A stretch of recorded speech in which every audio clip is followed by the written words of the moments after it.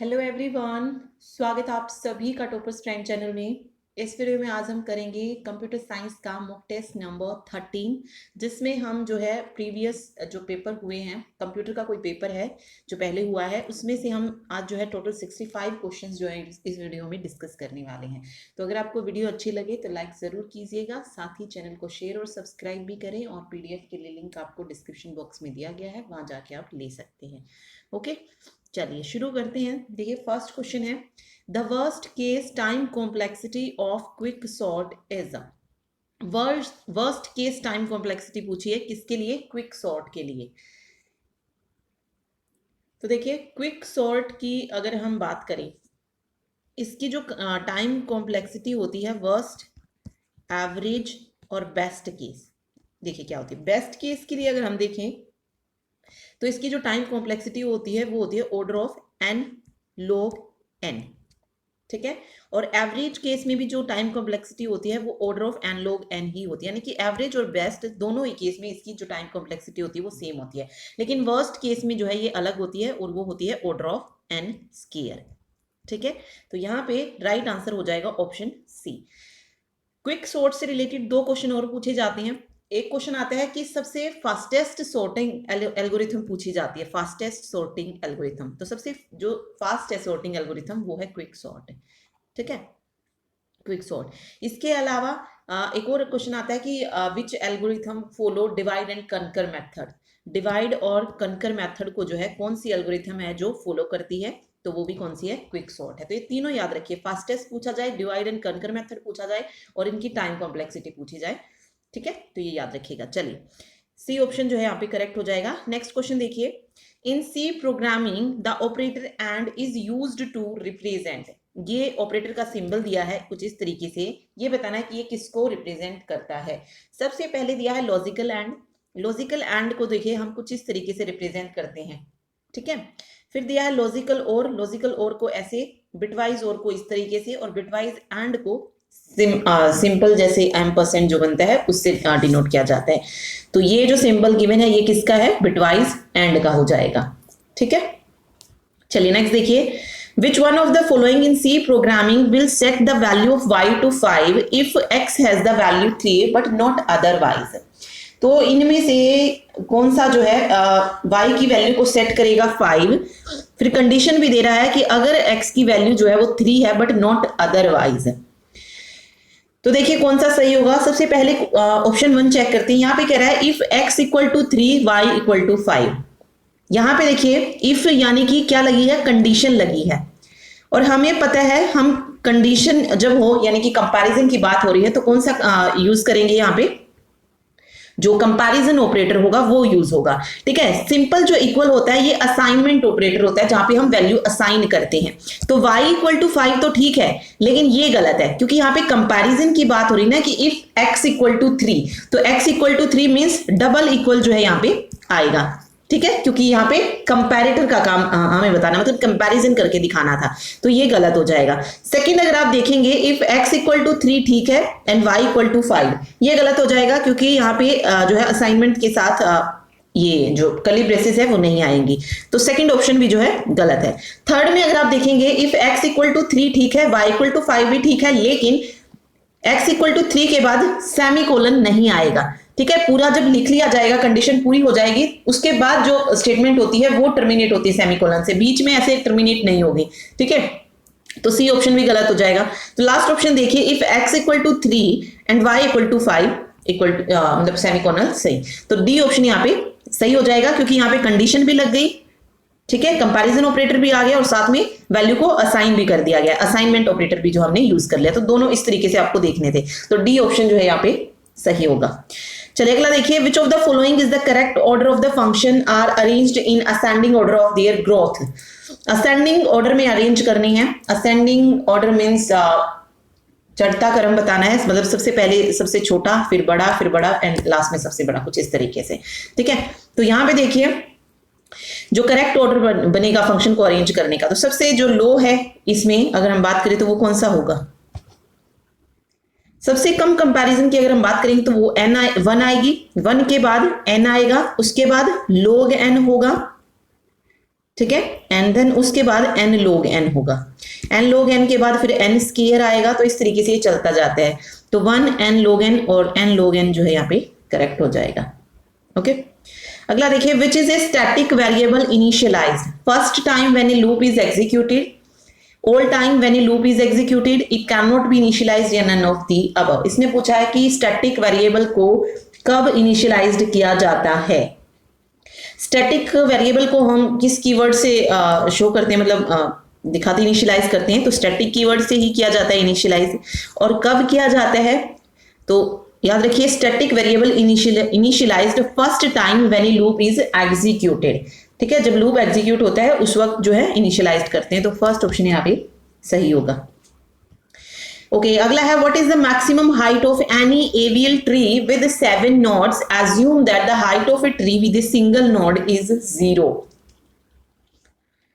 Okay, इसमें हमें बताना है कि मैक्सिमम हाइट बतानी है किसकी, एवियल ट्री की। अगर एवियल ट्री में 7 नोड हैं तो उसकी मैक्सिमम हाइट कितनी हो जाएगी, जहां पे हमारी रूट वैल्यू से जो डिग्री माननी है हमने शुरू की, या हाइट जो हमने शुरू की है वो हमें क्या माननी है, 0 माननी है। तो मान लीजिए मेरे पास ये सिंगल नोड है, तो इससे पहले आपको पता होना चाहिए कि एवियल ट्री क्या होता है। तो एवियल ट्री भी एक बाइनरी सर्च ट्री ही होता है, लेकिन इसमें इसकी जो एक प्रॉपर्टी होती है वो थोड़ी सी अलग होती है बाइनरी सर्च ट्री से। इसमें क्या होता है, जो लेफ्ट सब ट्री होता है और राइट सब ट्री होता है, इनका जो डिफरेंस होता है वो क्या होता है, मोर देन 1 नहीं होना चाहिए। ठीक है, जो डिफरेंस होना चाहिए वो मोर देन 1 नहीं होना चाहिए। एक हो सकता है लेकिन एक से ज्यादा डिफरेंस लेफ्ट सब ट्री और राइट सब ट्री में नहीं होना चाहिए। ये एवियल ट्री की डेफिनेशन होती है। ओके, चलिए देखिए, यहाँ पे अगर हम हाइट इसकी लेके चलते हैं, ये सिंगल नोड है मेरे पास, तो इसकी हाइट कितनी बन जाएगी, 0 बन जाएगी, या रूट नोड कह लीजिए। उसके बाद मान लीजिए मैंने इसके 2 नोड कुछ इस तरीके से लगाई, ये आ जाएगी हाइट 1। ठीक है, हाइट 1 तक अगर आप देखेंगे तो कितनी नोड बनी है, 3 नोड्स बनी है, लेकिन टोटल कितनी है, 7 नोड्स हैं।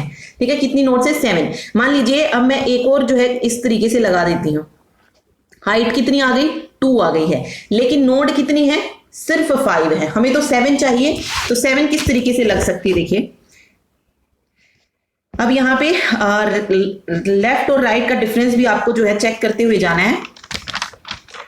देखिए 5 हो चुकी हैं, मतलब सॉरी 4 हो चुकी हैं, 2 मैं यहाँ पे लगा देती हूँ। अभी भी अगर आप देखेंगे लेफ्ट सब ट्री और राइट सब ट्री में एक का डिफरेंस है, मोर देन 1 जो है डिफरेंस नहीं होना चाहिए। तो अभी तक जो है बिल्कुल सही चल रहा है।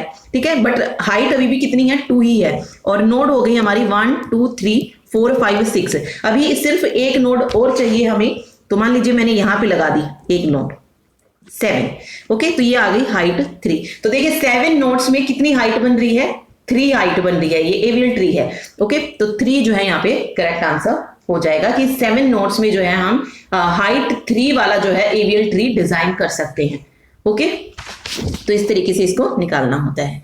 चलिए आगे देखिए, a binary tree is given below which one of the following in order, pre order and post order traversal respectively. इसमें जो है प्री ऑर्डर पोस्ट ऑर्डर बताना है कौन सा है। तो देखिए सभी के रूल्स आपको बताए हुए हैं। इन ऑर्डर में क्या होता है, इन ऑर्डर में जो रूट वाली वैल्यू होती है वो बीच में होती है और साइड में लेफ्ट, ओके सॉरी, रूट को हम जो है एन से डिनोट कर लेते हैं। ठीक है, पहले लेफ्ट होता है, फिर जो हमारी रूट नोड होती है वो होती है, एंड देन उसके बाद राइट नोड लेते हैं, मतलब राइट वाली चीजें लेते हैं। तो ये हो जाएगा इन ऑर्डर। प्री ऑर्डर में क्या होता है, रूट पहले होता है, वेट एक मिनट, देखिए प्री ऑर्डर में क्या होता है, रूट जो है, रूट यानी कि नोड से हम डिनोट कर रहे हैं, तो एन पहले होता है, फिर लेफ्ट होता है, फिर राइट होता है। एंड पोस्ट ऑर्डर में क्या होता है, पोस्ट ऑर्डर में जो हमारी नोड होती है, रूट नोड, वो लास्ट में चली जाती है और आगे जो है लेफ्ट राइट रहते हैं। ओके, एक चीज याद रखिए, हमेशा राइट जो है वो लेफ्ट के बाद ही आएगा। ठीक है, सिर्फ यहाँ पे हमें चेंज जो हमने वैल्यू करनी है वो किसकी करनी है, ये जो रूट नोड है उसको चेंज करना है, एक बार बीच में, एक बार बिल्कुल फर्स्ट पे और एक बार बिल्कुल लास्ट में। तो सबसे पहले जो है इन ऑर्डर में चेक करते हैं। तो इन ऑर्डर में क्या बनेगा, लेफ्ट से हम शुरू कर रहे हैं, तो लेफ्ट से सबसे पहले आ रहा है डी, उसके बाद रूट वैल्यू बी आ जाएगी। उसके बाद यहाँ पे अगर आप देखेंगे इस वाले उसमें ट्री में, तो यहाँ पे सबसे पहले हमें किसको लेना पड़ेगा, लेफ्ट वाले को, यानी कि एच को। एच के बाद फिर से ई, रूट वैल्यू, एंड उसके बाद राइट वैल्यू आई आ जाएगा। ठीक है, अब ये लेफ्ट वाला जो है हमारा कंप्लीट हो चुका है, तो अब रूट वैल्यू जो है हम लेंगे जो कि होगी ए। ठीक है, इस ए के बाद फिर से अगेन हम इस वाले पे ये लेफ्ट पे आएंगे, तो ये हो जाएगा एफ, फिर से रूट वैल्यू सी, ठीक है, एंड उसके बाद जे और जी। ठीक है, ये वाली जो है यहाँ पे सही बन जाएगी। ओके, अब इसी तरीके से जो है हम प्री ऑर्डर को चेक करेंगे। तो प्री ऑर्डर में सबसे पहले हम किस वैल्यू को लेंगे, तो प्री ऑर्डर में हम सबसे पहले लेंगे रूट वाली वैल्यू को, यानी कि ए जो है सबसे आगे आ जाएगा। ठीक है, ए के बाद जो है लेफ्ट वाली वैल्यू आएगी यानी कि बी, बी के बाद फिर से लेफ्ट वाली वैल्यू डी और उसके बाद राइट ई हो जाएगा, ई के बाद एच, फिर आई, उसके बाद इस तरफ जब आएंगे हम तो रूट वैल्यू पहले सी ली हमने, फिर एफ लिया है, फिर से जी लिया है और फिर जे लिया है। ओके, तो ये बन जाएगा प्री में जो प्री ऑर्डर होगा। अब इसी तरीके से हमें पोस्ट ऑर्डर में चेक करना है, जिसमें जो रूट वैल्यू होगी वो लास्ट में चली जाएगी और सबसे पहले लेफ्ट वाली वैल्यूज को जो है हमें लेना है यहां से। ठीक है, लेफ्ट में अगर हम देखेंगे तो लेफ्ट में जो सबसे पहले वैल्यू आ रही है वो कौन सी आ रही है, इधर से ये डी आ रही है। ठीक है, तो डी हो जाएगा, उसके बाद एच आएगा, आई आएगा, फिर ई हो जाएगा, फिर बी। ठीक है, सबसे लास्ट में लेंगे हम रूट वैल्यू को, उसके बाद सेकेंड वाले ट्री पे आएंगे तो ये एफ है, उसके बाद जे, जी, सी और लास्ट में ए। तो ये जो है यहाँ पे बन जाएगा। तो इस तरीके से आपको करना होता है इन ऑर्डर, प्री ऑर्डर और पोस्ट ऑर्डर में। ठीक है, तो यहाँ पे सी ऑप्शन जो है करेक्ट हो जाएगा। अगला क्वेश्चन देखिए, the programming language C uses row major order, column major order, either A or B या नन ऑफ द अबव। देखिए, रो मेजर ऑर्डर और कॉलम मेजर ऑर्डर ये क्यों यूज किए जाते हैं, मतलब ये स्टोर करने का ऑर्डर होता है। ठीक है, तो कुछ लैंग्वेजेस ऐसी है जिसमें रो मेजर ऑर्डर फॉलो किया जाता है और कुछ में कॉलम मेजर, जैसे सी हो गया, C++ हो गया, पास्कल है, इन सब में जो है क्या यूज किया जाता है, रो मेजर ऑर्डर को फॉलो किया जाता है। और कॉलम ऑर्डर, कॉलम मेजर जो ऑर्डर है, फोर्ट्रेन है, S+ है, जूलिया है, इनमें जो है कॉलम मेजर ऑर्डर को फॉलो किया जाता है। तो यहाँ पे फर्स्ट ऑप्शन करेक्ट हो जाएगा। ठीक है, चलिए नेक्स्ट देखिए, the data structure used in recursive algorithm is, recursive algorithm में कौन से डाटा स्ट्रक्चर को यूज किया जाता है, स्टैक, क्यू, प्रायोरिटी क्यू या नन ऑफ द अबव। तो यहां पे करेक्ट आंसर हो जाएगा, रिकर्सिव एल्गोरिथम में जिस डाटा स्ट्रक्चर का यूज किया जाता है वो है स्टैक का। तो फर्स्ट ऑप्शन जो है यहां पे सही होगा। चलिए नेक्स्ट क्वेश्चन देखिए, 12178 इज इक्विवेलेंट टू, यानी कि ऑक्टल को हमें चेंज करना है हेक्साडेसिमल में या फिर इसमें डेसिमल भी जो है यहाँ पे गिवन है। तो डेसिमल में तो ये वैल्यू नहीं आएगी, तो इसको हम जो है पहले हेक्साडेसिमल में चेंज करके जो है देख लेते हैं। देखिए 12178 है, हेक्साडेसिमल से ऑक्टल से हेक्साडेसिमल में कन्वर्ट करने के लिए सबसे पहले हम क्या करते हैं, ऑक्टल से बाइनरी में कन्वर्ट करते हैं। तो 3 के पेयर्स बना के हम लिख सकते हैं, जैसे 7 है, 7 को मैं क्या लिख सकती हूँ, 111 लिख सकती हूँ, 1 को 001 लिखा जा सकता है, फिर 2 है तो 010 हो जाएगा और 1 को फिर से 001। ठीक है, ये बाइनरी में चेंज हो गया। अब इसको क्या करना है, इसके पेयर बनाने 4 के। ठीक है, तो ये 4 का पेयर ये है, एक ये वाला और एक ये वाला है, तो यहाँ पे बन जाएगा ये F। ठीक है, ये 8 था, ये 2 है, तो यहाँ पे आ जाएगा 28F16 या 028F कह लीजिए। तो बी ऑप्शन जो है यहाँ पे सही हो जाएगा। ठीक है, नेक्स्ट देखिए, the number 43 in 2's complement representation is, कोई नंबर है 43 जिसका हमें क्या निकालना है, 2's कॉम्प्लीमेंट रिप्रेजेंटेशन निकालना है। अब 43 किस में दिख रहा है आपको, डेसिमल में दिख रहा है। ठीक है, तो हम इसको किस में चेंज करेंगे, सबसे पहले बाइनरी में चेंज किया जाएगा, तभी हम जो है 2's कॉम्प्लीमेंट निकाल सकते हैं। तो बाइनरी में हम इसको चेंज करते हैं। देखिए 43 था, 2 से हमने किया 21 दूनी 42, 1 आ जाएगा यहाँ पे, ये 10 दूनी 20, फिर से 1 रिमाइंडर, 2 पंजे 10, 0 आ जाएगा, 2 दूनी 4 और 1 आ जाएगा यहाँ पे 210। ठीक है, तो इसको हम किस तरीके से लिख सकते हैं, 101011। ठीक है, ये जो है इसका क्या निकल जाएगा, बाइनरी में फॉर्म में निकल जाएगा। ठीक है, अब हमें 2's कॉम्प्लीमेंट निकालना है इसका, तो सबसे पहले हम इसका क्या करेंगे, 1's कॉम्प्लीमेंट निकालेंगे। 1's कॉम्प्लीमेंट यानी कि 1 0 को हो जाएगा और 0 1 हो जाएगा, तो ये हो जाएगा 0 एक और चीज इसमें याद रखिए, देखिए यहाँ पे अगर आप देखेंगे तो 8 बिट्स में इसने लिया है, 8 बिट्स में लिया है, तो मैं क्या करूंगी, इसकी जो LSB साइड है या लेफ्ट साइड है, क्या करेंगे, 0 को ऐड कर देंगे, तो यहाँ पे ये हो जाएगा 0 0। अब इसको चेंज करके देखते हैं, देखिए वंस कॉम्प्लीमेंट में अगर हम चेंज करेंगे तो ये कुछ इस तरीके से बनेगा, 0 का हो जाएगा 1 1 0 1 0 1 0 0, ठीक है, ये इसका वंस कॉम्प्लीमेंट निकल गया। हमें टूस कॉम्प्लीमेंट चाहिए तो 1 को ऐड करेंगे यहाँ पे, तो ये हो जाएगा 1 0 1 0 1 0 1 1 0 1। ओके, तो कौन सा ऑप्शन सही लग रहा है, बी ऑप्शन, ठीक है। बट ये क्वेश्चन जो है इस तरीके से नहीं होगा, ये क्वेश्चन गलत है। आंसर जो ये निकला है ये 43 का टूज कॉम्प्लीमेंट नहीं निकला है। जो सेकंड ऑप्शन आपको दिखाई दे रहा है ये वाला, ये 43 का जो है टूज कॉम्प्लीमेंट नहीं है, ये कॉम्प्लीमेंट आएगा -43 का, नेगेटिव वैल्यू का। ये चीज आप हमेशा याद रखिएगा, कभी भी अगर आपसे पॉजिटिव वैल्यू का टूज कॉम्प्लीमेंट पूछा जाता है तो उसका जो बाइनरी नंबर निकलेगा वही उसका टूज कॉम्प्लीमेंट होगा। तो 43 का जो हमने यहां पर जो नंबर निकाला था, इसको बाइनरी में जो चेंज किया था, वही 43 का टूज कॉम्प्लीमेंट होगा। तो इसीलिए यहां पे ऑप्शन 3 जो है करेक्ट हो जाएगा, सी ऑप्शन जो है यहां पे सही होगा। और नेगेटिव का अगर निकालने के लिए बोला जाए तो उसमें हम इस तरीके से करते हैं कि पहले वंस कॉम्प्लीमेंट निकालेंगे, उसके बाद इसमें 1 ऐड करके टूज कॉम्प्लीमेंट निकाला जाएगा। तो ये चीज इसमें आपको याद रखनी है, पॉजिटिव में एज इट इज नंबर रखेंगे जो भी उसका बाइनरी नंबर होगा, और इसमें 1 को ऐड किया जाएगा, ठीक है। तो ये चीज इसमें याद रखिएगा, इसीलिए मैंने आपको पूरा बताया थोड़ा सा कि आइडिया आपको मिल जाए कि किस तरीके से क्वेश्चन होगा। चलिए ऑप्शन सी जो है यहाँ पे करेक्ट हो जाएगा। चलिए अगला देखिए, which of the following gate are called universal gate, इनमें से किस गेट को यूनिवर्सल गेट कहा जाता है, तो नोर और नैंड दोनों ही गेट्स को क्या कहते हैं, यूनिवर्सल गेट कहा जाता है। तो ऑप्शन सी जो है करेक्ट हो जाएगा यहाँ पे, ठीक है।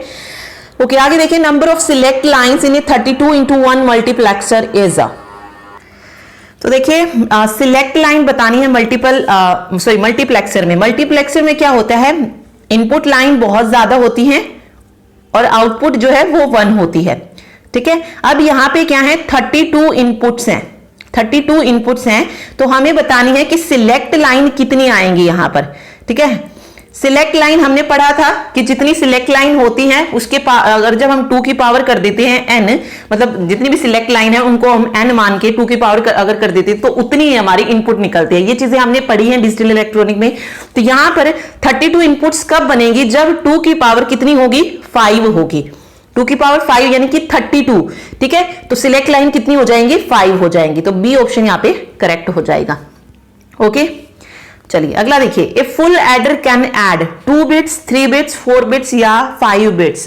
ए फुल एडर, जो फुल एडर होता है वो कितनी बिट्स को ऐड करने के लिए यूज किया जाता है, देखिए ये भी हमने किया हुआ है। हाफ एडर में हम कितनी बिट्स को ऐड करते हैं, 2 बिट्स को ऐड करते हैं, और फुल एडर में 3 बिट्स को ऐड किया जाता है। और सेम एज इट इज हमारा हाफ सबट्रैक्टर और फुल सबट्रैक्टर चलता है, जिसमें हाफ सबट्रैक्टर में हम 2 बिट्स को सबट्रैक्ट करते हैं और फुल सबट्रैक्टर में 3 बिट्स को किया जाता है। ओके, तो यहाँ पे बी ऑप्शन करेक्ट हो जाएगा। चलिए नेक्स्ट देखिए, MVIA05H is 1 byte instruction, 2 byte, 3 byte या 4 बाइट इंस्ट्रक्शन। तो देखिए MVIA05H ये जो है 2 बाइट इंस्ट्रक्शन है, ठीक है। जो पहली बाइट होगी वो स्पेसिफाई करती है ऑप कोड को और दूसरी बाइट स्पेसिफाई करती है ऑपरेंड को, ठीक है। तो ये 2 बाइट इंस्ट्रक्शन है। नेक्स्ट है, what is the reason for using translation look aside buffer in a computer. TLB को यूज्ड करने का रीजन क्या है कंप्यूटर में, ये बताना है। To store printer data, to enhance memory capacity, to increase processing speed या ऑल ऑफ द अबाउ। तो क्यों यूज किया जाता है TLB को कंप्यूटर में, तो तीनों ही यहां पे बिल्कुल सही हैं। स्टोर करने के लिए डाटा को, मेमोरी की कैपेसिटी को इनहेंस करना या प्रोसेसिंग स्पीड को बढ़ाने के लिए। तो ऑल ऑफ द अबव जो है यहाँ पे करेक्ट हो जाएगा, ठीक है। चलिए नेक्स्ट देखिए, shadow paging is a. Shadow paging के बारे में बताना है क्या है। डेडलॉक प्रिवेंशन टेक्निक है, डाटाबेस रिकवरी टेक्निक है, कंकरेंसी कंट्रोल टेक्निक है या डेडलॉक डिटेक्शन टेक्निक है। तो शैडो पेजिंग हमने देखिए डेडलॉक में पढ़ी है टेक्निक, प्रिवेंशन की या कंकरेंसी कंट्रोल की हो गई, डिटेक्शन की भी। तो शैडो पेजिंग उनमें से कोई नहीं थी ऑपरेटिंग सिस्टम में, ठीक है। तो शैडो पेजिंग किस चीज के लिए होती है, ये होती है डाटाबेस रिकवरी टेक्निक, तो बी ऑप्शन सही हो जाएगा। ठीक, चलिए नेक्स्ट देखिए, which of the following is a high level data model, network model, hierarchical model, ER model या नन ऑफ दी अबव। इनमें से जो हाई लेवल डाटा मॉडल है वो बताना है। तो कौन सा हो जाएगा high level data model? ER model, जिसमें एंटिटी एट्रीब्यूट्स वगैरह यूज किए जाते हैं। तो ईआर मॉडल क्या है? एक high level conceptual data model है। ठीक है, चलिए नेक्स्ट देखिए, the key which is a set of one or more attribute that taken collectively and which allows us to identify uniquely an entity in the entity set is called primary key, partial key, candidate की या super की। इसमें देखिए क्या बोला गया है, the key which is a set of one or more attribute, मतलब वो की जो कि सेट होती है एक से ज्यादा एट्रीब्यूट का। एट्रीब्यूट क्या होते हैं? जो कॉलम्स होते हैं उन्हीं को एट्रीब्यूट्स बोला जाता है।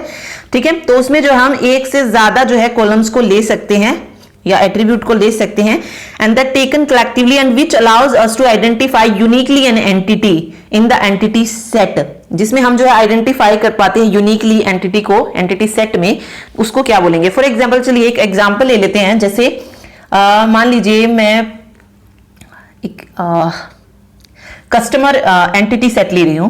मैंने एक एंटिटी सेट लिया कस्टमर। ठीक है, अब इसमें मान लीजिए मैं दो चीजें ले रही हूं, कस्टमर नेम और कस्टमर आईडी। ठीक है, कस्टमर आईडी। देखिए कस्टमर आईडी से भी जो है हम किसी का मतलब किसी एक एंटिटी के बारे में पता लगा सकते हैं। एंड एज इट इज अगर मैं कस्टमर नेम और कस्टमर आईडी दोनों को कंबाइन कर दूं, यानी कि कॉम्बिनेशन से भी जो है हम एंटिटी सेट कस्टमर में से जो है मतलब किसी की एंटिटी को हम निकाल सकते हैं। ओके, तो ये जो कॉम्बिनेशन बनता है ये क्या कहलाता है? इसको बोलते हैं सुपर की। ठीक है, इसको क्या बोला जाता है? सुपर की। प्राइमरी की तो एक ही होती है, तो इसमें तो कॉम्बिनेशन वाली चीज आएगी ही नहीं, तो सुपर की हो जाएगा इसमें। ठीक है, जिससे हम जो है जिसके कॉम्बिनेशन से हम यूनिकली आइडेंटिफाई कर पाते हैं। ओके, तो इसीलिए सुपर की यहां पे करेक्ट आंसर हो जाएगा।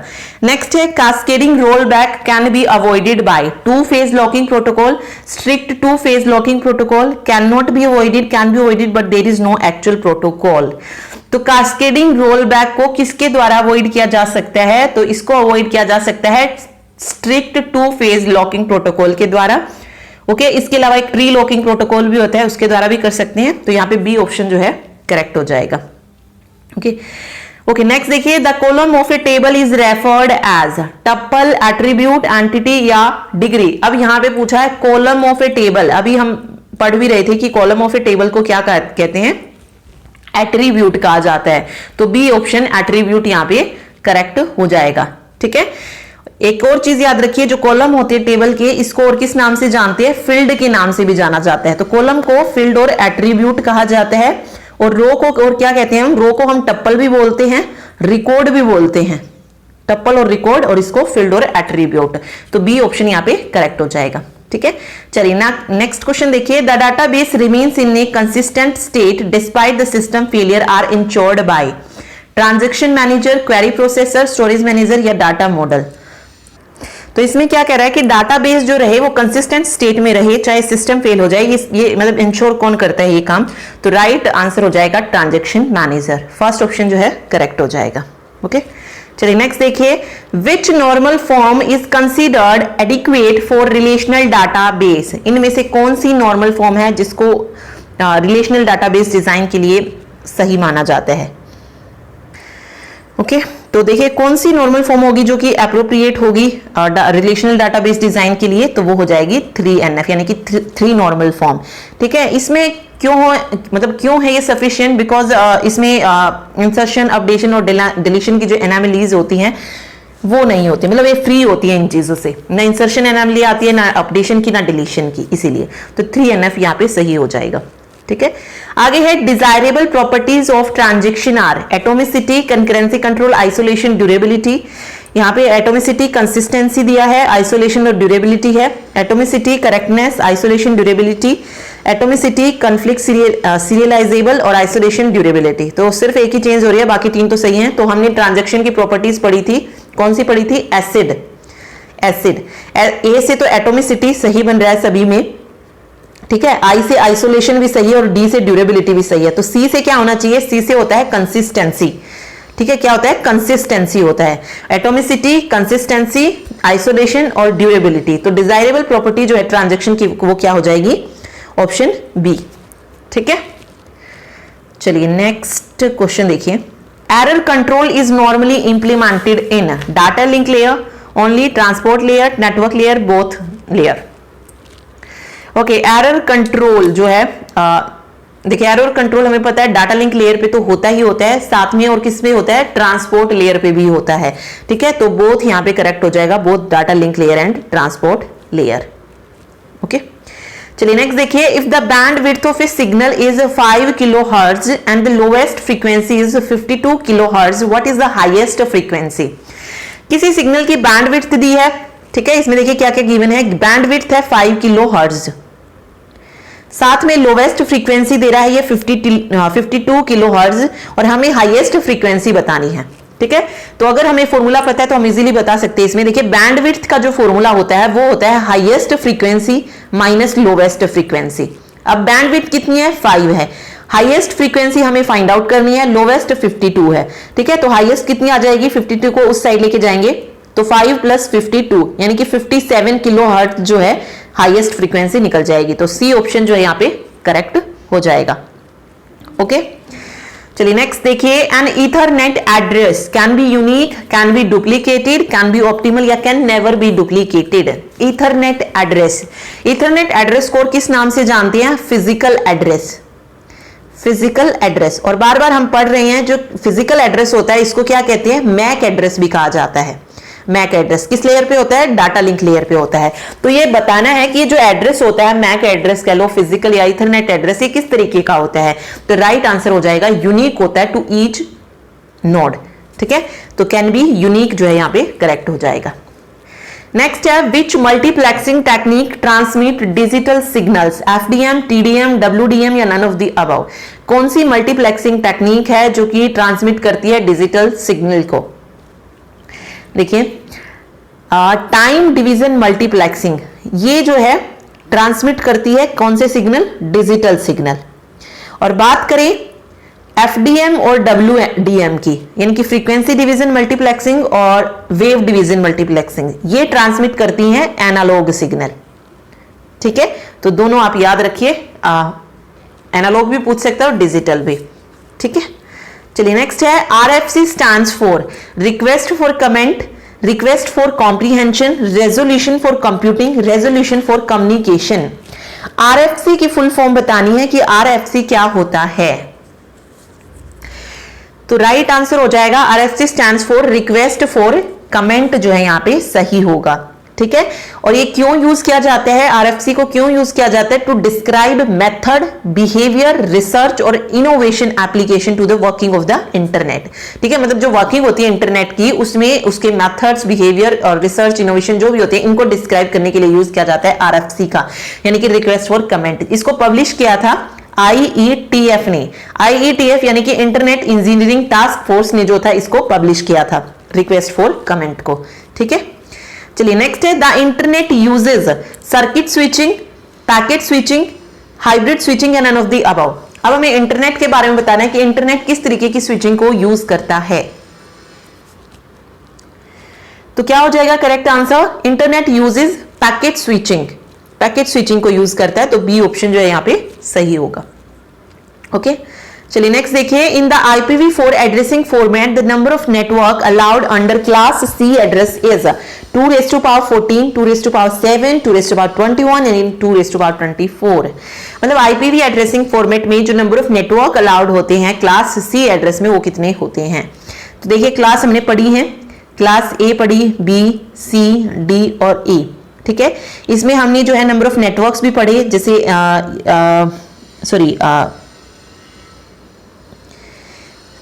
नेटवर्क आईडी और होस्ट आईडी पढ़ी है ना, कि ए में जो है 8 बिट जो होती है वो नेटवर्क आईडी के लिए होती है और 24 होस्ट आईडी के लिए। बी में 16 होती है। सी में अगर हम बात करें तो 24 और 8 होती है नेटवर्क और होस्ट आईडी, और डी और ए में डिफाइंड नहीं होती, नॉट डिफाइंड होती है। ओके, अब हमें यहाँ पे नंबर ऑफ नेटवर्क बतानी है। अब नेटवर्क आईडी जो है इनकी ये है, अब यहाँ पे हमें नंबर ऑफ नेटवर्क्स बतानी है किसमें, क्लास सी में। तो ए में अगर हम बात करें तो ए में नंबर ऑफ नेटवर्क कितनी है, 2^7 है, यानी कि 128 8 है। ठीक है, बी में अगर मैं बात करूं तो क्लास बी में जो नंबर ऑफ नेटवर्क्स है वो है 2 raise to power 14, 2 raise to power 14, और क्लास सी में 2 रेज़ टू पावर 21 है।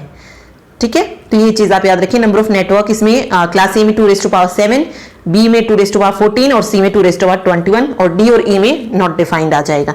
तो सी में पूछा था तो 2 रेज़ टू पावर 21 यहाँ पे करेक्ट हो जाएगा। ओके, नेक्स्ट है which of the following transport layer protocol is used to support electronic mail. देखिए यहाँ पे ध्यान से पढ़िए, पूछा है कि कौन सा ट्रांसपोर्ट लेयर प्रोटोकॉल है। टीसीपी प्रोटोकॉल बताना है हमें यहाँ पे, सॉरी टीसीपी नहीं, ट्रांसपोर्ट लेयर प्रोटोकॉल जो यूज किया जाता है टू सपोर्ट इलेक्ट्रॉनिक मेल। देखिए इलेक्ट्रॉनिक मेल के लिए जो है हम किसका यूज करते हैं, एसएमटीपी का यूज करते हैं, simple mail transfer protocol use किया जाता है, लेकिन किस लेयर पे, एप्लीकेशन लेयर पे। ठीक है, हमें ट्रांसपोर्ट लेयर पे बताना है अब कि जो ईमेल है उसको कौन सपोर्ट करता है। तो एसएमटीपी जो है यूज करता है टीसीपी को as a transport layer protocol, मतलब ईमेल को सपोर्ट करने के लिए टीसीपी प्रोटोकॉल को जो है यूज किया जाता है ट्रांसपोर्ट लेयर प्रोटोकॉल पे। तो टीसीपी यहां पे सही हो जाएगा, ट्रांसमिशन कंट्रोल प्रोटोकॉल। ठीक है, आगे है a process execute the code fork with the total number of child process created is okay. एक क्वेश्चन और आता है कि कौन सी कमांड है जिसके द्वारा हम प्रोसेस को क्रिएट करते हैं। तो फोर्क कमांड के द्वारा जो है हम प्रोसेस को क्या करते हैं, क्रिएट करते हैं। ओके, अब इसमें जो है आपसे total number of child process निकालना पूछा जाता है, तो इसको निकालने का फॉर्मूला होता है 2 raise to power n minus 1। ठीक है, हमसे क्या पूछिए, यहाँ पे चाइल्ड प्रोसेस पूछी है, तो 2 raise to power n minus 1 जो है यहाँ पे चाइल्ड प्रोसेस हो जाएंगी। एक चीज याद रखिए, रूट नोड अगर आपसे पूछी जाए, यानी कि अगर इसे में आपसे पूछता कि पेरेंट प्रोसेस कितनी होगी, तो हमें पता है कि जो हमारी रूट नोड होती है वही हमारी पेरेंट नोड होगी। तो रूट नोड हमेशा कितनी आएगी, 1 आएगी। रूट नोड कितनी होगी, हमेशा 1 होगी। अगर आपसे टोटल नंबर ऑफ प्रोसेसेस पूछा जाता है कि एक प्रोसेस कितनी नंबर ऑफ प्रोसेसेस को एग्जीक्यूट करेगी इसमें, तो वो हो जाती 2 रेज़ टू पावर n। तो ये तीनों आपको याद रखने हैं। अगर आपसे पेरेंट नोड पूछा जाता है, रूट नोड पूछा जाता है, तो वो तो आएगी 1। अगर आपसे टोटल प्रोसेसेस पूछी जाती है कि कितनी प्रोसेस एग्जीक्यूट होंगी, तो 2 रेज़ टू पावर n हो जाएगा। अब अगर यहाँ पे चाइल्ड प्रोसेस पूछी है, तो टोटल प्रोसेसेस में से 1 माइनस कर दीजिए। 1 माइनस क्यों, क्योंकि हमें रूट नोड को भी निकालना है, क्योंकि वो तो हमारी पेरेंट नोड है, हमें सिर्फ चाइल्ड नोड जो है चाहिए। ठीक है, तो चाइल्ड प्रोसेस को निकालने का फॉर्मूला क्या है, 2 raise to power n minus 1। और n यहाँ पे क्या है, जो नंबर ऑफ प्रोसेसेस क्रिएट की हमने, वो यहाँ पर कितनी प्रोसेसेस क्रिएट की है, यानी कि कितनी बार हमने फोर्क कमांड को कॉल किया है, तो 3 टाइम्स किया है। तो n की वैल्यू यहाँ पे कितनी हो जाएगी, 3 हो जाएगी। तो चाइल्ड प्रोसेस कितनी आ जाएंगी, 2 रेज़ टू पावर 3 माइनस 1, यानी कि 2 दूनी 4 दूनी 8 माइनस 1, 7 जो है यहाँ पे चाइल्ड प्रोसेस हो जाएंगे। अगर वो आपसे टोटल पूछता तो 8 प्रोसेस हो जाती। ठीक है, तो ये चीज आपको इसमें याद रखनी है। ओके, चलिए नेक्स्ट देखिए, what is a shell. Shell क्या है, it is a hardware component, it is a command interpreter, it is a part of compiler, या it is a tool in CPU scheduling. देखिए शेल जो है ये hardware component का तो भाग नहीं होता है। ठीक है, ना ही सीपीयू शेड्यूलिंग में होता है और ना ये कंपाइलर का पार्ट है। क्या बचा, कमांड इंटरप्रेटर। तो शेल क्या होता है, एक कमांड इंटरप्रेटर होता है। तो बी ऑप्शन यहाँ पे करेक्ट हो जाएगा। ओके, चलिए नेक्स्ट देखिए, the mechanism that brings A page into memory only when it is needed is called. मतलब वो मैकेनिज्म क्या कहलाता है, जब हम जो है पेज को मेमोरी में तभी लेके आते हैं जब उसकी जरूरत होती है। क्या बोलेंगे इसको, डिमांड पेजिंग, यानी कि जब पेज की डिमांड की गई तभी वो मेमोरी में आता है, तो उसी को क्या बोलते हैं, डिमांड पेजिंग। तो सी ऑप्शन यहाँ पे करेक्ट हो जाएगा। ओके, नेक्स्ट देखिए, which type of grammar is not classified by Chomsky. Okay, ये थ्योरी ऑफ कंप्यूटेशन से है ये क्वेश्चन, वो हमने पढ़ा भी नहीं है वो सब्जेक्ट, बट आई थिंक उसमें आ गए ये। इसमें फिर भी मैं आपको बता देती हूँ, उसने जो थी 4 ग्रामर्स दिए थे, types of grammar, type 0, type 1, type 2, type 3। ठीक है, तीनों थे। तो यहाँ पर none of the above correct हो जाएगा। ठीक, अगले देखिए, BIOS stands for basic input output service, basic input output system, basic input output server, या basic input output software. BIOS की फुल फॉर्म बतानी है, तो बायोस की फुल फॉर्म क्या हो जाएगी, बेसिक इनपुट आउटपुट सिस्टम। तो बी ऑप्शन सही होगा। नेक्स्ट देखिए, which of the following can correct error. इनमें से कौन सा है जो करेक्ट करेगा एरर को, सीआरसी यानी कि cyclic redundancy check, Hamming code, parity, या चेक डिजिट। एरर को करेक्ट करने की बात की जा रही है। देखिए सीआरसी की अगर हम बात करें तो ये एरर डिटेक्शन के लिए यूज की जाती है, error detection. Parity and check digit भी जो है एरर डिटेक्शन के लिए यूज की जाती है, लेकिन हैमिंग कोड ऐसा है जो कि एरर डिटेक्शन और साथ साथ करेक्शन दोनों के लिए यूज किया जाता है, डिटेक्शन एंड करेक्शन। तो बी ऑप्शन यहाँ पे सही हो जाएगा, हैमिंग कोड। ठीक है, नेक्स्ट है HTTP is dash protocol, a stateless protocol, stateful, both stateless and stateful, या नाइदर स्टेटफुल और नॉट स्टेटलेस। तो कैसा होता है HTTP? तो राइट आंसर हो जाएगा HTTP is a stateless protocol.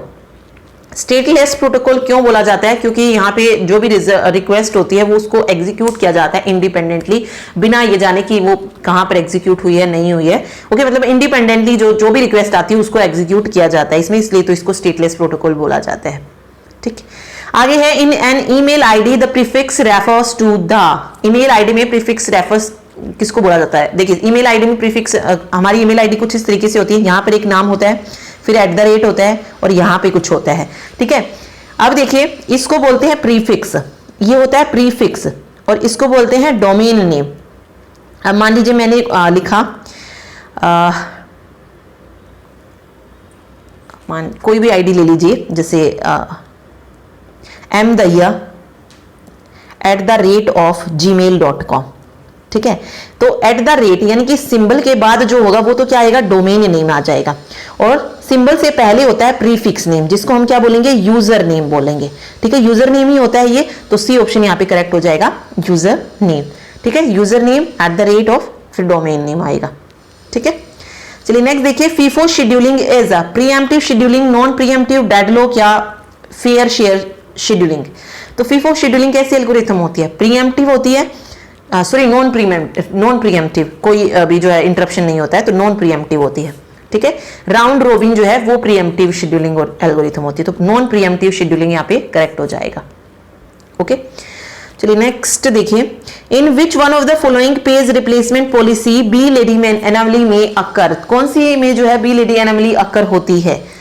तो हमने पढ़ा भी था इससे पहले वाले में कि बी लेडी एनोमली का क्या होती है, जब जो फ्रेम होते हैं उनको इंक्रीज किया जाता है तो पेज फोल्ड भी जो है ऑटोमेटिकली इंक्रीज हो जाए, वो बी लेडी एनोमली होती है। और ये प्रॉब्लम किस पेज रिप्लेसमेंट एल्गोरिथम में आती है? फीफो में, फर्स्ट इन फर्स्ट आउट में। ठीक है, तो फर्स्ट ऑप्शन यहाँ पे सही होगा। चलिए नेक्स्ट देखिए, in round robin scheduling as the time quantum is increase the average turn around time. अगर राउंड रोबिन शेड्यूलिंग में अगर हम जो टाइम क्वांटम है, जो टाइम स्लाइस हमें दिया जाता है, मान लीजिए पहले 4 सेकंड था, उसको बढ़ा के मैंने अगर 6 सेकंड कर दिया, तो जो एवरेज टर्न अराउंड टाइम निकलेगा वो कैसा निकलेगा? क्या वो टर्न अराउंड टाइम इंक्रीज हो जाएगा, डिक्रीज हो जाएगा, रिमेन कॉन्स्टेंट रहेगा, या वेरीज इरेगुलरली? ओके, तो देखिए ये तो प्रोसेस पे डिपेंड करता है वो किस तरीके से अराइव हो रही है। टाइम स्लाइस जो है टर्न अराउंड टाइम को कम भी कर सकती है, बढ़ा भी सकती है। ठीक है, तो राइट आंसर क्या होगा? Varies irregularly. कांस्टेंट भी नहीं होगा, ना इंक्रीज होगा ना डिक्रीज, वेरीज इरेगुलरली हो जाएगा, क्योंकि हम वो प्रोसेस पे डिपेंड करते हैं ना कि वो किस तरीके से अराइव हो रही है। तो वहां पर जो है इंक्रीज भी हो सकता है टर्न अराउंड टाइम, और डिक्रीज भी हो सकता है, दोनों जो है सिचुएशन आती है। तो वेरीज इरेगुलरली यहाँ पे करेक्ट आंसर हो जाएगा। अगला देखिए, where does the swap space reside? RAM, disk, ROM या ऑन चिप? कैसे? स्वैप स्पेस जो है ये कहां पर होता है? डिस्क में होता है, तो बी ऑप्शन सही होगा यहाँ पे। ठीक है, the total number of maturity level in CMM is, CMM means capability maturity model. किस में होता है ये? सॉफ्टवेयर इंजीनियरिंग में, सॉफ्टवेयर इंजीनियरिंग का क्वेश्चन है। तो कैपेबिलिटी मैच्योरिटी मॉडल में जो total number of maturity level होते हैं कितने होते हैं? 5 होते हैं। इंपॉर्टेंट क्वेश्चन है ये, नेट वगैरह में भी बार बार पूछा जाता है ये। ठीक है, तो सी ऑप्शन करेक्ट हो जाएगा यहाँ पे। अगला है, which one is not a size measure for software? जो साइज मेजर टेक्निक नहीं है सॉफ्टवेयर की, कौन सी है? लाइन ऑफ कोड भी है, फंक्शन पॉइंट भी है, और हेल्स्टेड प्रोग्राम लेंथ भी है। जो नहीं है वो है साइक्लोमेटिक कॉम्प्लेक्सिटी। क्यों यूज किया जाता है इसको? To indicate the complexity of a program. ठीक है, कॉम्प्लेक्स मतलब किसी भी प्रोग्राम की कॉम्प्लेक्सिटी को इंडिकेट करने के लिए साइक्लोमेटिक कॉम्प्लेक्सिटी का यूज किया जाता है। क्या है ये? एक सॉफ्टवेयर मैट्रिक्स है। ठीक है, तो सी ऑप्शन करेक्ट हो जाएगा। आगे the most desirable form of coupling is, तो ये हमने पढ़ी हुई है, पहले भी हमने इसके क्वेश्चन किए हैं कपलिंग की। तो कौन सा हो जाएगा? जो मोस्ट डिजायरेबल फॉर्म है कपलिंग की वो है कंटेंट कपलिंग, डी ऑप्शन। ठीक। नेक्स्ट है regression testing is primarily related to, regression testing जो है ये किससे रिलेटेड होती है? फंक्शनल टेस्टिंग से, डाटा फ्लो टेस्टिंग से, डेवलपमेंट टेस्टिंग या मेंटेनेंस टेस्टिंग? तो राइट आंसर क्या हो जाएगा? Regression testing is primarily related to functional testing. First option functional testing जो है करेक्ट हो जाएगा। ओके, अगला देखिए, cyclometric complexity is equal to, cyclometric complexity किसके बराबर होती है? Number of independent path, number of edges या नंबर ऑफ वर्टिसेस? तो करेक्ट आंसर हो जाएगा cyclometric complexity is equal to number of independent path. ठीक है, नेक्स्ट देखिए, the maximum possible value of reliability is, reliability की मैक्सिमम पॉसिबल वैल्यू कितनी होती है? 100 होती है, तो फर्स्ट ऑप्शन सही होगा। MTBF stands for mean time between failures, maximum time between failures, minimum time between failures या many time between failures? MTBF stands for, तो ये किसकी फुल फॉर्म हो जाएगी? mean time between failures। तो first option mean time between failures जो है correct हो जाएगा। ओके, अगला देखिए, segmentation is done on transport layer, network layer, data link layer या फिजिकल लेयर? सेगमेंटेशन कहां पर होता है? देखिए, फिजिकल पे नहीं होता, डाटा भी नहीं होता, नेटवर्क भी नहीं होता, ये होता है ट्रांसपोर्ट लेयर पे। फर्स्ट ऑप्शन सही हो जाएगा। अगला है routing is done on network layer, physical, data link layer या ट्रांसपोर्ट लेयर? तो राउटिंग कहां पे डन होती है? राउटिंग डन होती है नेटवर्क लेयर पे, तो नेटवर्क लेयर करेक्ट हो जाएगा। अगला है circular list can be used to represent, एक जो सर्कुलर लिस्ट होती है कुछ इस तरीके से बनती है ना सर्कुलर लिस्ट, उसको हम कैसे रिप्रेजेंट कर सकते हैं? As a stack, queue, tree या बोथ, ए एंड बी? तो देखिए, सर्कुलर लिस्ट का हम यूज करते हैं to represent stack and queue, यानी कि बोथ ए एंड बी जो है यहाँ पे करेक्ट आंसर हो जाएगा। ठीक है, नेक्स्ट देखिए, we use M alloc and C alloc for dynamic memory allocation, static memory allocation, both dynamic and static and none of the above? M allocation और सी एलोकेशन का यूज क्यों किया जाता है? तो राइट आंसर हो जाएगा, ये यूज किए जाते हैं डायनामिक मेमोरी एलोकेशन के लिए। ठीक है, the data transfer in which data transfer is to be done quickly is programmed IO, interrupt IO, DMA या नन ऑफ द अबव? इसमें पूछा है कि वो डाटा ट्रांसफर मतलब कौन सा है इसमें डाटा ट्रांसफर जिससे जो हम क्विकली जो है डाटा को ट्रांसफर कर सकते हैं? तो राइट आंसर हो जाएगा डीएमए, डायरेक्ट मेमोरी एक्सेस। ठीक है, आगे देखिए, the ability to temporarily halt the CPU and use this time to send information on buses is called direct memory access, vectoring the interrupt, polling या cycle stealing? The ability to temporarily halt the CPU and use this time to send information on buses, इसको बोला जाता है cycle stealing. तो D option यहाँ पे correct हो जाएगा, साइकिल स्टीलिंग। ओके, चलिए अगला देखिए, register variable is stored in processor, RAM, ROM या पेरिफेरल मेमोरी? तो रजिस्टर वेरिएबल्स कहाँ पे स्टोर होते हैं? रजिस्टर वेरिएबल्स को स्टोर किया जाता है सीपीयू रजिस्टर में। सीपीयू रजिस्टर, तो सीपीयू को क्या कहते हैं? प्रोसेसर कहते हैं, तो register variable is stored in processor correct होगा। नेक्स्ट देखिए, what is the purpose of type casting? Purpose बताना है किसका? टाइप कास्टिंग का। टाइप कास्टिंग क्यों यूज करते हैं? न्यू डाटा टाइप को क्रिएट करने के लिए, to change the data type of a variable, to convert the data stored in a variable to a different before using it as expression, या to prevent the loss of data when passing value to function. तो type casting हमने पढ़ा है, explicit और implicit type casting. ठीक है, यही होता है टाइप कास्टिंग का मतलब क्या होता है? किसी डाटा मतलब कोई डाटा टाइप है उसको चेंज करना किसी दूसरे डाटा टाइप में, तो to change the data type of a variable. ठीक है, ये टाइप कास्टिंग होता है, इसका मतलब मेन पर्पस होता है। आगे है, operand is fetched from memory during, operand को मेमोरी से फैच कब किया जाता है? फैच फेज में, एग्जीक्यूट में, डिकोड में या रीड में? तो फैच की बात आ गई तो ऑब्वियस है ऑपरेंड को फैच किया जाता, फैच फेज में ही मेमोरी से फैच किया जाता है। ठीक है, which of the following print the fastest silently? कौन सा है जो कि प्रिंट करता है? फास्टेस्ट भी प्रिंट करता है और साथ में साइलेंटली भी, मतलब आवाज नहीं आती है। डॉट मैट्रिक्स में तो जो है बहुत ज्यादा आवाज आती है, तो राइट आंसर यहाँ पे लेजर प्रिंटर हो जाएगा। ठीक है, assembly language statement for action is called assembler directive, imperative statement, declarative statement या none of the above? Okay, जो असेंबली लैंग्वेज स्टेटमेंट यूज की जाती है किसी भी एक्शन के लिए, उनको क्या बोला जाता है? तो करेक्ट आंसर हो जाएगा इंपैरेटिव स्टेटमेंट कहा जाता है इन्हें, B option imperative statement. Okay, next देखिए, COCOMO means constructive cost model, cost constructive model, constructive cost model या कंस्ट्रक्टिव कोस्ट मॉडलिंग। कोकोमो की फुल फॉर्म क्या होती है? अगेन सॉफ्टवेयर इंजीनियरिंग का क्वेश्चन है। कोकोमो होता है कंस्ट्रक्टिव कोस्ट मॉडल, सॉरी क्या है? Constructive cost model. Okay, first option यहाँ पे सही हो जाएगा। ठीक, नेक्स्ट है the term instantiation refers to the creation of.